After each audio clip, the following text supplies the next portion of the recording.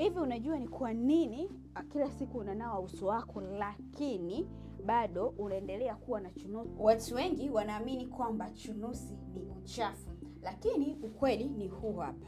Kama unatumia vipodozi vya gharama sana lakini bado ukaendelea kutokwa na chunusi kila leo, kwa sababu chunusi sio uchafu. Kwa hiyo huwa changamoto kubwa unakuta ni pores zimeziba, ambapo zikiwa zimeziba ina maana matundu yale yanashindwa kufunguka, kwa hiyo yanasababisha uvimbe ambao ndio chunusi zenyewe. Kwa hiyo zinakuwa zimevimbia mafuta ndani yake. Unachotakiwa kufanya ni kutumia ingredient ambazo zinaweza kwenda kutatua tatizo hilo. Kama una chunusi, unahitaji niacinamide kwa ajili ya kuzibua mafuta ambayo na ule wekundu usoni.